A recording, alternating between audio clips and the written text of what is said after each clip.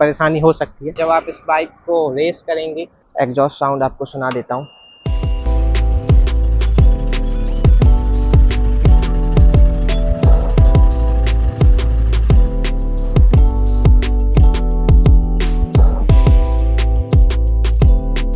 तो my all new Himalayan 450। तो guys, जब से ये बाइक इंटरनेट पे लॉन्च हुई है ना, इसने बाइकर्स के दिलों पे तहलके मचा के रख दिया है।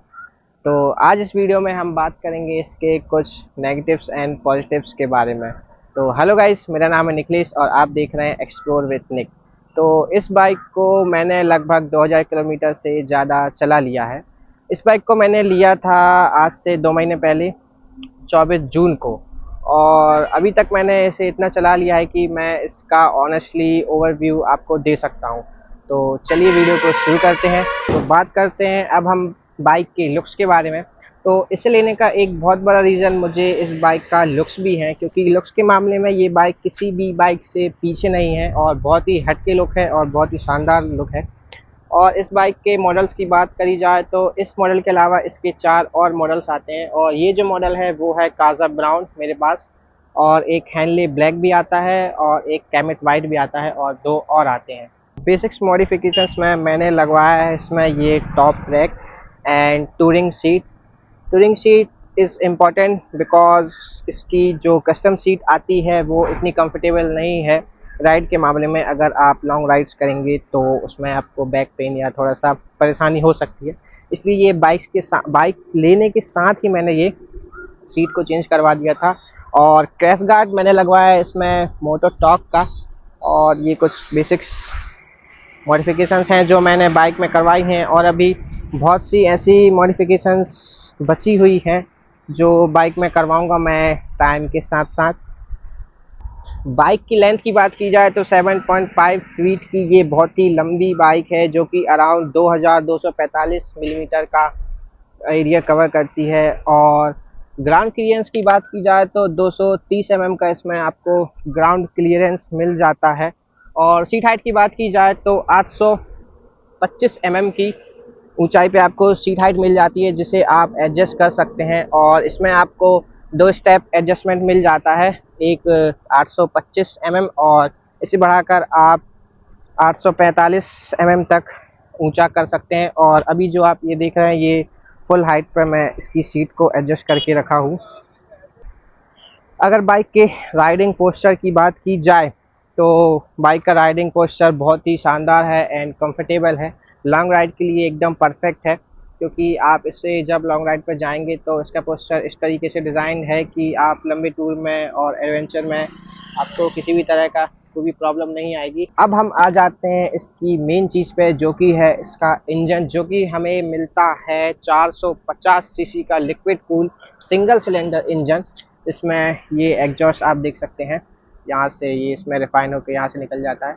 और ये जो इंजन है ये प्रोड्यूस करता है 39.47 bhp at 8000 rpm and 40 nanometre torque at 5000 rpm।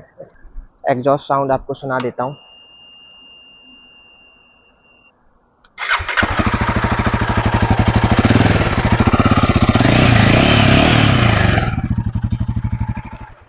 Exhaust में इतना साउंड नहीं आता है, पर बहुत ही अच्छी पावर प्रोड्यूस करके देती है, जिससे आपको मिलते हैं 6 स्पीड गियर बॉक्स, जो कि आपके गियर बहुत ही आराम से शिफ्ट होते हैं, बिल्कुल प्रॉब्लम नहीं होती है, आराम से शिफ्ट, बहुत ही स्मूथ गियर शिफ्टिंग है इसमें।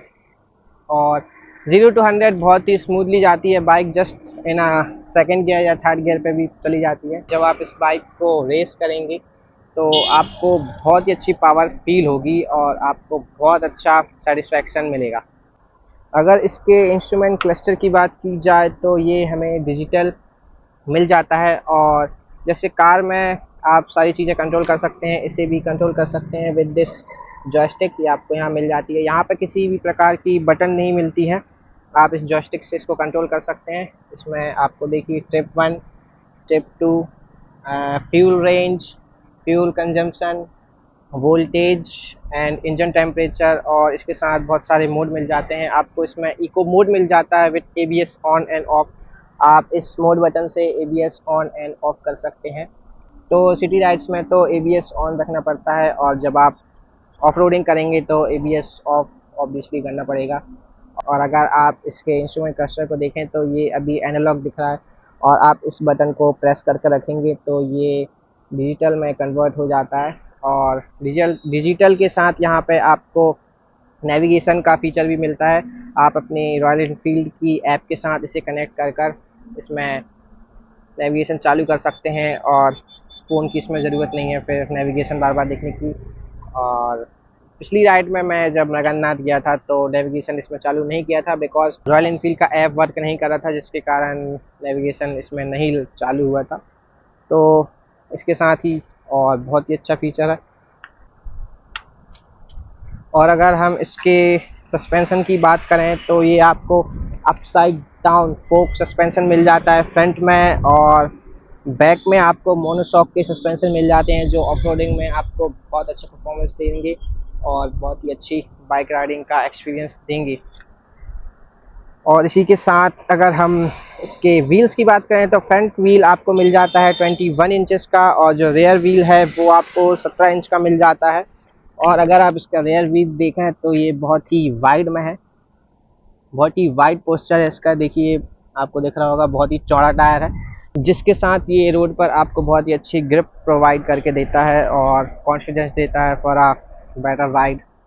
तो ये थी बाइक की कुछ स्पेसिफिकेशंस, और अब हम इसके कुछ नेगेटिव्स की बात कर लेते हैं।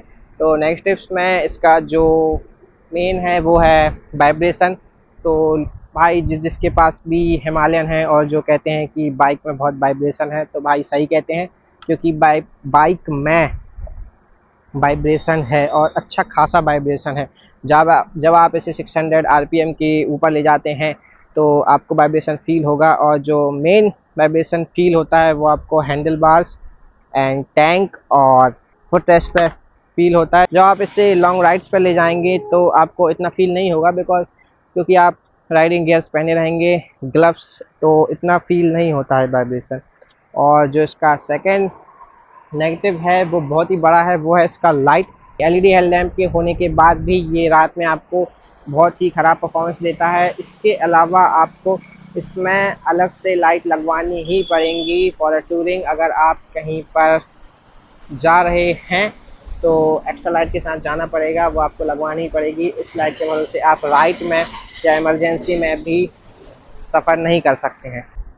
और बाइक उठाने में थोड़ी सी हैवी फील होती है बिकॉज ऑफ इसका टैंक, क्योंकि ये 17 लीटर का आपको टैंक मिलता है, और इस 17 लीटर को टैंक को फुल करने के बाद ये बाइक का वेट हो जाता है 196 kg, जो कि बहुत ज़्यादा है, और आपको ये बाइक उठाने में थोड़ी हैवी लग सकती है। मेरी हाइट है लगभग 6 फीट, तो मुझे इतनी प्रॉब्लम नहीं होती है, मैं आराम से इसे उठा लेता हूँ। पर आपको बाइक को जब उठाएंगे तो आपको फोर्स लगाना पड़ेगा, स्पेशली फॉर गर्ल्स, क्योंकि गर्ल्स इस बाइक में ज़्यादा इंटरेस्टेड हैं अभी, तो बहुत अच्छी बात है। और अगर बात करें हम इसकी सिटिंग पोस्चर की फिर से, तो टूरिंग बाइक में या एडवेंचर बाइक में आप देखिएगा तो आप इस पर पैर रख के और ऐसे बैठा जाता है, पर हिमालयन के साथ ऐसा नहीं है। हिमालयन में यहाँ पर स्टैंड थोड़ा बेंड दिया गया है, जिसकी वजह से बाइक थोड़ी लो होकर स्टैंड होती है, जिसमें आप डायरेक्ट सिट होकर ऐसे उसको उठा सकते हैं, और दूसरी बाइकों की तरह नहीं। तो ये एक इसका प्लस पॉइंट भी है। और वेट के मामले में बाइक 196 kg की है। तो ये थी कुछ इसकी पॉजिटिव्स एंड नेगेटिव पॉइंट्स जो मैंने अभी तक चलाते हुए इसको फील किया है। तो वीडियो पसंद आया हो तो please subscribe the channel, like and share, और इसी तरह से और वीडियो मैं आपके लिए लाता रहूँगा।